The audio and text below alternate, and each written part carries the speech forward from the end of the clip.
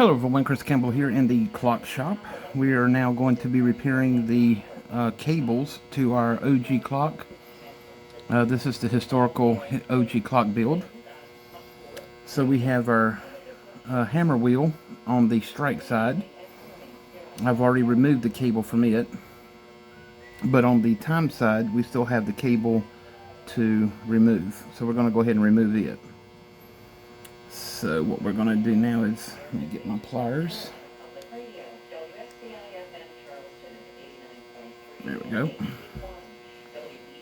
I'm going to be using my Swiss-made scissors. I love these scissors.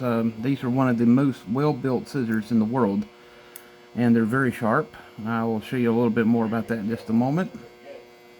But there's the cable for the time side, so we're going to go ahead and throw that away. Alright, so we have our new cable that we just got in the mail. This video is pre-recorded. As I said, I'm on a deadline. This has to be made by, or fixed and repaired by November 30th so that it can make its way back to Washington, D.C. Today's date is November the 16th. And so I'm going to be going out of town for Thanksgiving. And so I need to get this squared away and done. Alright, so what we're going to do now is thread this piece. First I need to see which way it winds. Okay, so it winds that way. Okay. So in that case it needs to go through here. And this is the hard part. It's a lot easier said than done. You really have to get this thing threaded like an eye of a needle.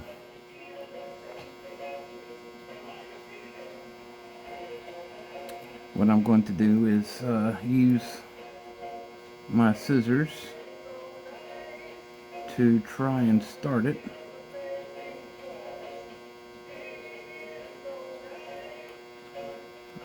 Okay, that is not working. Hold on one second. I'm going to pause the video and I'll come right back. Alrighty, we're back. I had to end up using my pick to push it through. Now what we're going to do is tie a knot off into it to lock it in place.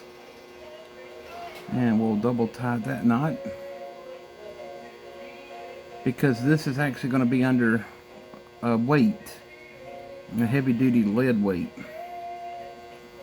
And so you do not want this thing to come unwind. And now for our excess piece here, we're going to just trim it.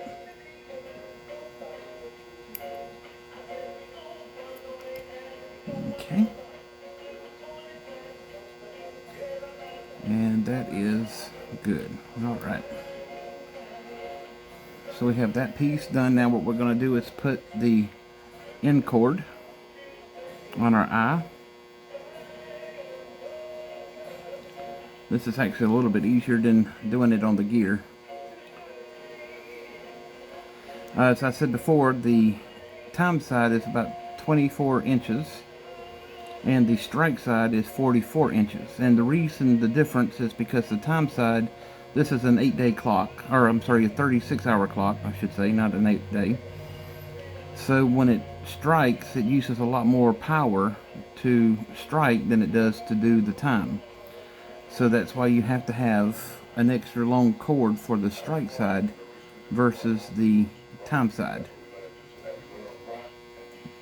And now we're going to trim this piece.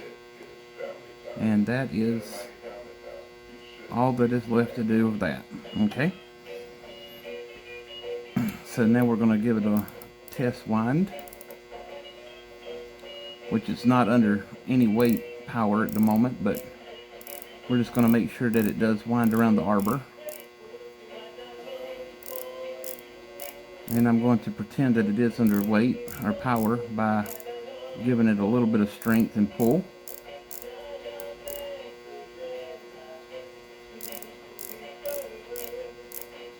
Okay, so that's perfect. That's what we want. So this is a new cable system for the time side. So we'll go ahead and set that over to the side. Get our excess pieces out of the way. Alright, now for the strike side. And let's see, so this side,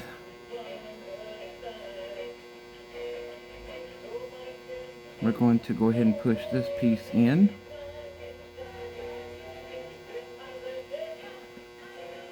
I use my pick, well, if I can.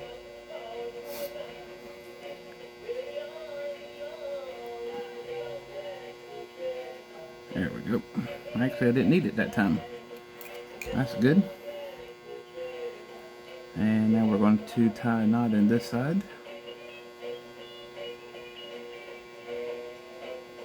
And we'll double tie that knot.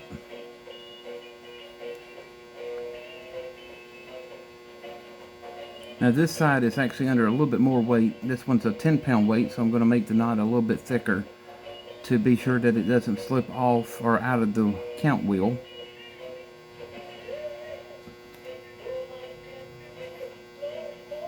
Alright, that should be good.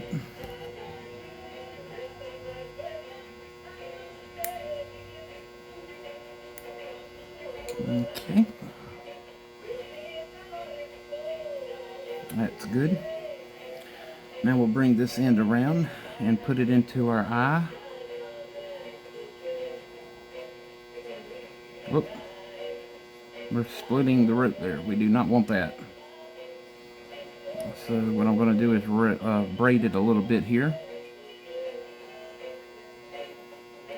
And then we'll try that again. Alright, good. And now we're going to tie this into a knot.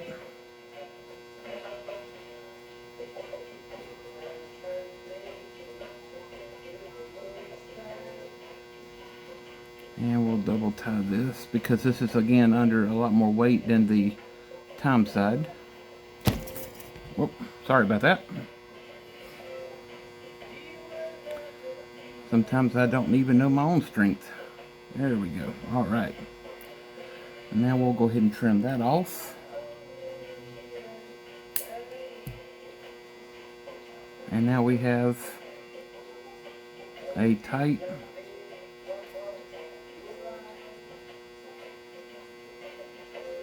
pull for our strike side. And again, I'm going to just give this a couple of winds to check to be sure that it does wind up like it should.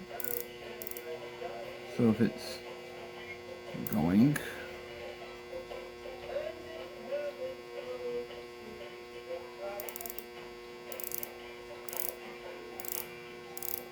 and that is doing good. Okay, making sure that it's got a little bit more power behind it, and that does perfect. All right, so we'll go ahead and unwind that.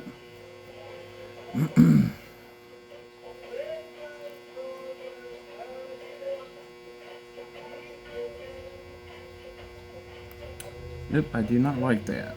Let's see what we've got going on here now.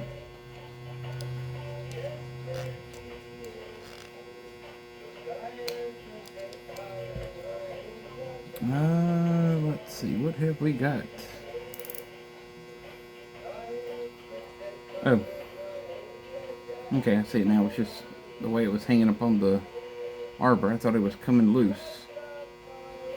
Because we do not want that. Okay.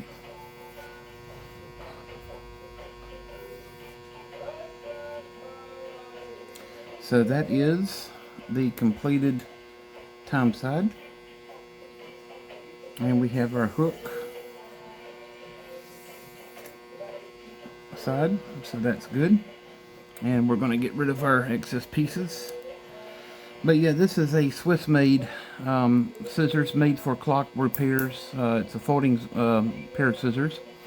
I use these quite a bit. These are very old. These are back from the 1940s. But they're razor sharp and they stay sharp. I've only had to sharpen them maybe twice since I've had them. But I love these Swiss made scissors for clock repair. All right, so we now have the count wheel cable in place, and we also have our time side cable.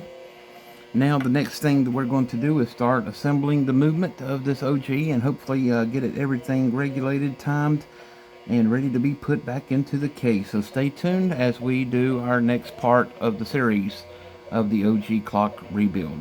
Chris Campbell here at Campbell's Antique Clock and Watch Repair of Anderson, South Carolina, where we'll get your clocks or watch back in no time, or working in no time, and no time flat. Have a wonderful evening.